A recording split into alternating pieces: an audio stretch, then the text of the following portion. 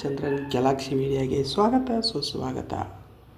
ಈ ಜಗತ್ತಿನಲ್ಲಿ ಮಾನವ ಚಂದ್ರಲೋಕದ ಬಗ್ಗೆ ಅನೇಕ ರೀತಿಯಲ್ಲಿ ಕಲ್ಪನೆ ಮಾಡಿಕೊಂಡು ಮನುಷ್ಯರು ಮತ್ತು ಚಂದ್ರನ ನಡುವೆ ಮೊದಲಿನಿಂದಲೂ ಸಂಬಂಧಿಕರ ಹಾಗೆ ಬಿಂಬಿಸುತ್ತಾ ಬಂದಿರುತ್ತಾನೆ. ಕತೆ ಕವನದಲ್ಲೂ ಚಂದ್ರನ ಸೌಂದರ್ಯವನ್ನು ಹೊಗಳಿ ಚಿಕ್ಕ ಮಕ್ಕಳಿಗೆ ಅವನು ಚಂದಮಾಮ ಎಂದು ನಂಬಿಸಿ ಅನೇಕ ಕತೆ ಕವನಗಳನ್ನು ಹಾಡುತ್ತಾ ಮಕ್ಕಳಿಗೆ ಊಟ ಮಾಡಿಸುತ್ತಾ ಮತ್ತು ನಿದ್ರೆ ಮಾಡಿಸುವ ಜೋಗುಳ ಪದಗಳು ಭೂಮಿಯ ಮೇಲೆ ಬೆಳೆದು ಬಂದಿವೆ. ಆದಿಕಾಲದಿಂದಲೂ ಸೂರ್ಯಚಂದ್ರನನ್ನು ದೇವರು ಎಂದು ನಂಬಲಾಗುತ್ತಿತ್ತು.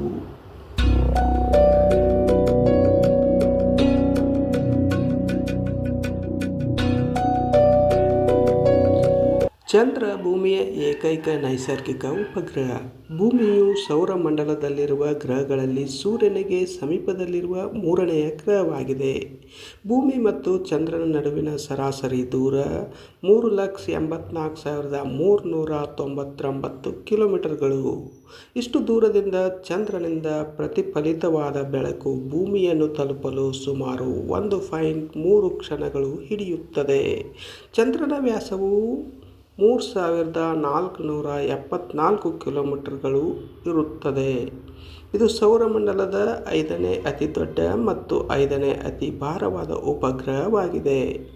ಗ್ಯಾನಿಮೇಡ್, ಟೈಟನ್, ಕ್ಯಾಲಿಸ್ಟೋ ಮತ್ತು ಐಒಗಳು ಚಂದ್ರನಿಗಿಂತ ದೊಡ್ಡದಾಗಿವೆ. ಭೂಮಿಯ ಮೇಲಿನ ಉಬ್ಬರವಿಳಿತಗಳಿಗೆ ಚಂದ್ರನ ಗುರುತ್ವಾಕರ್ಷಣೆಯೇ ಕಾರಣ.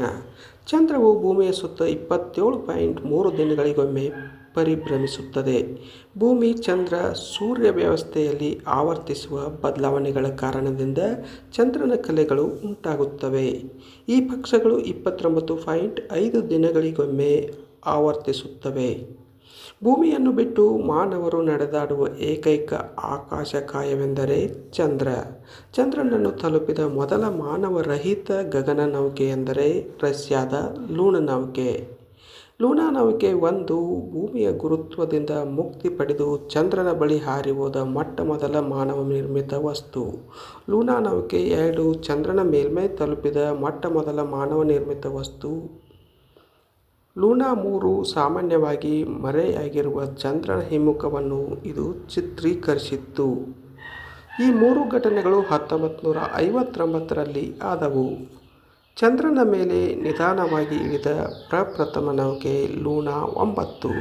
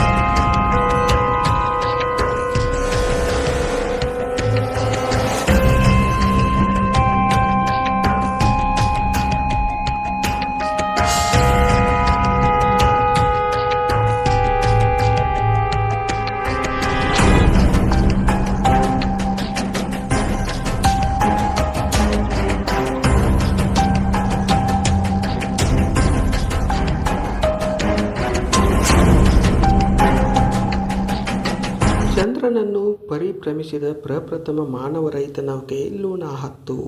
ಇವೆರಡೂ 1966ರಲ್ಲಿ ನಡೆದವು. ಅಮೆರಿಕ ಸಂಯುಕ್ತ ಸಂಸ್ಥಾನದ ಅಪೋಲೋ ಕಾರ್ಯಕ್ರಮದ ಭಾಗವಾಗಿ ಚಂದ್ರನತ್ತ ಮೊದಲ ಬಾರಿಗೆ ಮತ್ತು ಏಕಮಾತ್ರ ಮಾನವ ಸಹಿತ ಯಾನವು ಯಶಸ್ವಿಯಾಗಿ ಪೂರ್ಣಗೊಂಡಿತು. ಚಂದ್ರವನ್ನು ಪರಿಭ್ರಮಿಸಿದ ಮೊದಲ ಮಾನವ ಸಹಿತ ಯಾನವಾದ ಅಪೋಲೋ 1968ರಲ್ಲಿ ಮತ್ತು ಚಂದ್ರನ ಮೇಲೆ ಮಾನವರನ್ನು ತಲುಪಿಸಿದ ಅಪೋಲೋ ಯಾನವು 1969ರಲ್ಲಿ ಪೂರ್ಣಗೊಂಡವು.